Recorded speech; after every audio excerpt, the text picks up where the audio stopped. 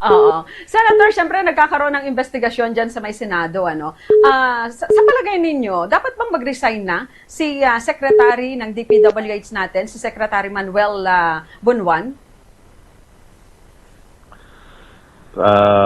Yun nga ang katakataka eh. Sabi ko nga yun sa Senate interpellation ko. Sabi ko, trilyong pisong halaga ng flood control, ghost projects, ang tanong, bakit hindi pa nagre-resign ang secretary?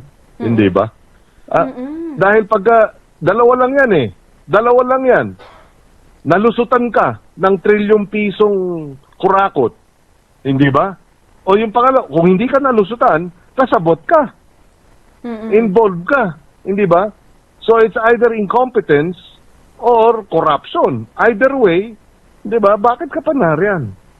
Sabi nung iba, hindi siya dapat mag-resign, dapat siya litisin. Hindi, pag nag-resign siya, hindi ibig sabihin, hindi pa siya mananagot doon sa kanyang kakulangan. May kaso pa rin yan.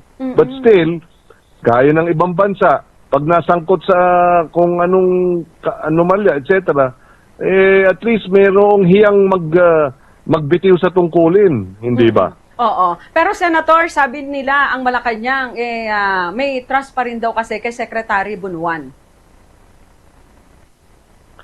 Well, basta ang isa pa lang dapat bantayan. Kung ganon, sige. Pero tingnan natin yung appointment ng ombudsman. Dahil yan, sa huling banda, yan ang mag-uusig ng lahat ng yan. Hindi ba? Okay. Ang ombudsman. So kung seryoso, and we will give him the benefit of the doubt, dapat ang kanyang i-appoint na ombudsman talagang hindi yung mapoprotektahan itong mga kurakot kung hindi hahabulin.